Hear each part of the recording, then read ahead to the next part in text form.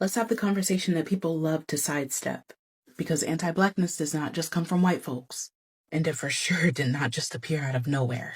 And if we're serious about solidarity, we have to trace where it actually started. Now, first thing, this is not about all Asian communities. That's lazy, and I am not lazy. But when we talk about patterns, we're talking about systems. And the system made sure that anti-Blackness wasn't just exported, it was globalized. See, when European powers colonized Asia, they didn't just take the land, they also imported hierarchy. They pushed the idea that lighter skin meant civility, wealth, purity, and darker skin was poverty, backwardness, and danger. And that colonial script seeped deep, from India to the Philippines, all the way to Japan. Skin tone became the ladder, and whiteness was always at the top. If we fast forward to Asian immigration in the US, you arrive in a country that's already built on anti-Blackness, already criminalizing Black life. And what do politicians do? They dangle a deal. If you distance yourself from Black people, we'll give you a seat closer to whiteness. And that's where the model minority myth comes in. It was never a compliment, it was always a weapon. The government used it in the 1960s to say, hey, look at these Asian immigrants. They work hard, they follow the rules. Why can't Black folks do the same? And that's when it turns survival into separation. Dear Asian people, please stop being so racist and anti-Black all the time. When we seek white acceptance, we're being anti-Black. You know what Black people are saying about the whole H-Mart controversy? They're sitting this one out. They're eating popcorn and watching us because they're tired of helping us. Black people have been saying this shit for years. Everyone, including Asian people, have been appropriating Black culture far longer and more insidiously than any other group. How are we going to expect Black people to be in solidarity with us when we're still so anti-Black and crave proximity to whiteness? Asians are where we are today because Black and Indigenous people fought for civil rights, yet y'all still want to seat at the white people's table.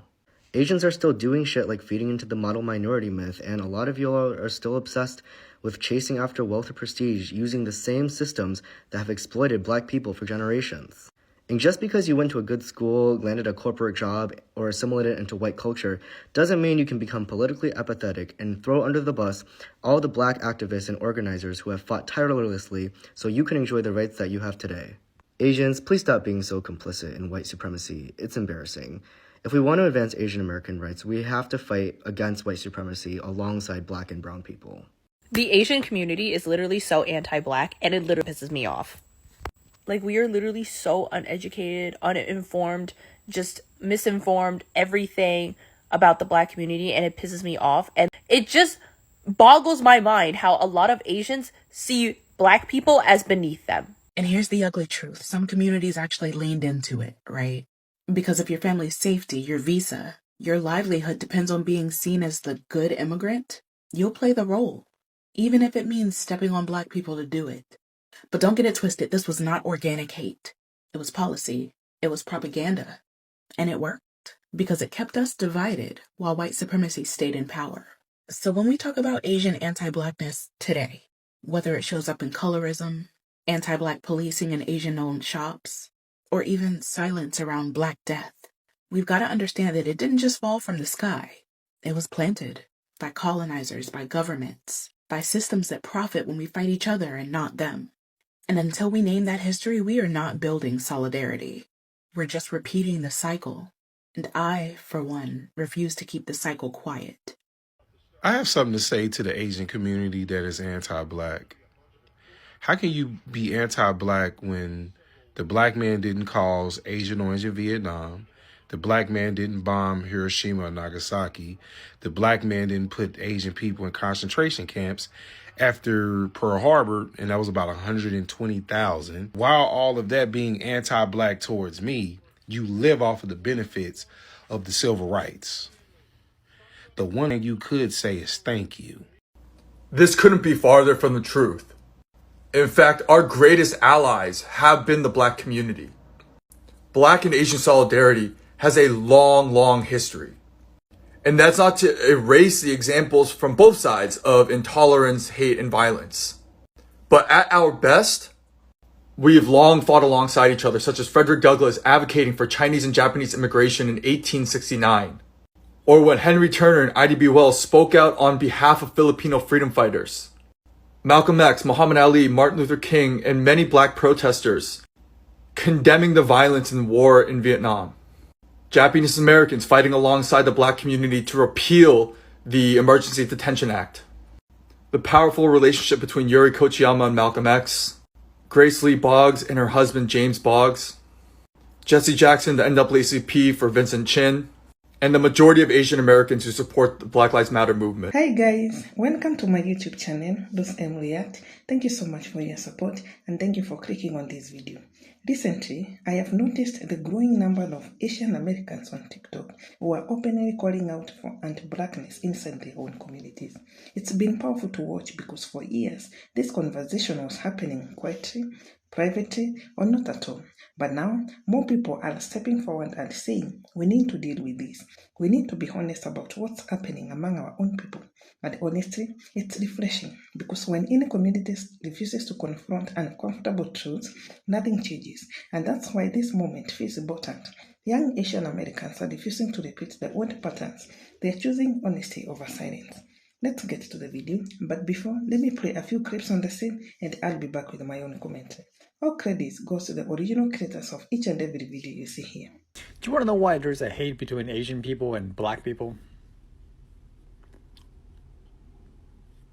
Let me tell you, there's no hate. Asian people love black people.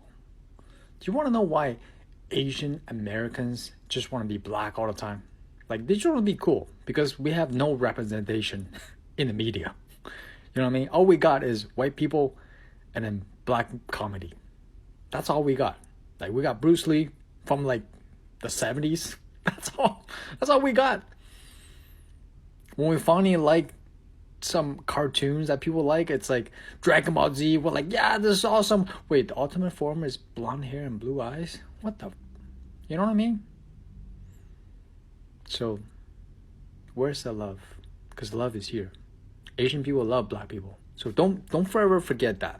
Don't ever forget that. My content is about anti-racism and anti-oppression in the United States in particular, and because our liberation is tied together, the way that a person like me can contribute to dismantling systems of oppression is by listening to, learning from, following the lead, and amplifying the voices of the people who understand those systems the best. And unfortunately, the people who understand those systems the best are the people who have experienced the most harm, which in the United States is Native and Black Americans. The other thing is, as an Asian American, in the United States, Asian American positionality is weaponized to cause harm to black people specifically, for example, via the model minority myth. So a lot of my content is about acknowledging and addressing anti-blackness among Asian Americans and talking about how to fight against our weaponized positionality by not aligning with whiteness and not subscribing to white narratives, in particular about black people. If I failed to do that and I were to focus only on anti-Asian discrimination or xenophobia, that can actually contribute to divide and conquer. That's how you wind up with Asian Americans who signed on to dismantle affirmative action. That's how you wind up with Asian Americans who fall for misinformation scapegoating black people for the increase in anti-Asian violence. That's how you wind up with measures like the anti-Asian hate crime bill, as opposed to advocating for a hate crime bill that would benefit all marginalized people the way the Emmett Till Anti-Lynching Act benefits all people. Let's believe anti-blackness did not start in America.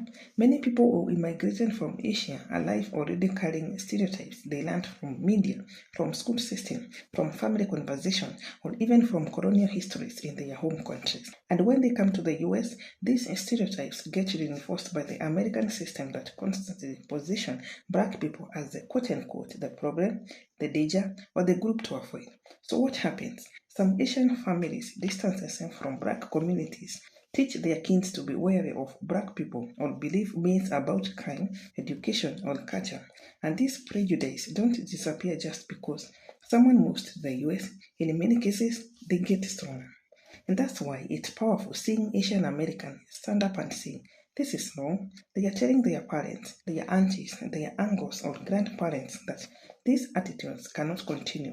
They are reminding their communities that Black Americans fought for freedom that benefit everyone, including Asians. Without Black civil rights leaders, many of the rights Asian immigrants enjoy today, including immigration rights, voting protection, and access to public institutions, would not even exist. Asian Americans are also pointing out something else. The model minority myth is not a compliment, it's a political tool. It was created to replace Asians on pedestals above Black people, to make Asians seem obedient, quiet, and successful in contrast to Black Americans. It was never meant to uplift Asians, it was meant to define them from Black communities. And now, Asian creators are calling it out. They are saying, we are not your wedge, we are not your tool, and we refuse to be used against Black people. Many younger Asian Americans are also talking about the Black Asian solidarity movement that existed long before social media. Malcolm X spoke to Asian activists. Yuli worked directly with Black revolutionaries. These were Asian activists marching with Black civil rights leaders in the 60s and 70s. This solidarity is not new, it's just being rediscovered. One of the strongest points these creatures make is this. It's impossible to demand justice for your own community while ignoring the injustice faced by Black people. Because anti-Blackness doesn't just harm Black people, it harms everyone. It reinforces policing, it strengthens racial hierarchies, it normalizes discrimination, and eventually, that same discrimination hits other minority groups too. We saw it during the 2019 when Asian Americans faced violence. Suddenly, many were saying, why isn't anyone helping us? But Black Americans did help. Many Black activists and organizers marched, protested, and spoke out against anti-Asian hate. And now, some Asian Americans are saying, if Black people showed up for us, we should be showing up for them. What makes these videos powerful is how personal they are. People are sharing stories about correcting their parents at the dinner table, challenging racist jokes, explaining why stereotypes are harmful, and unlearning the biases they grew up with. They are also pushing their communities to see Black people as neighbors, co-workers, friends, and fellow minorities fighting similar battles. And the most important message they are sending is this. You cannot fight racism selectively. You cannot ask for protection from discrimination if you participate in discriminating against Black people. Solidarity is not optional, it's necessary. And so when Asian Americans speak up, they are not just calling out their own communities, they are building bridges. They are choosing unity over division, and honestly, America needs more of that.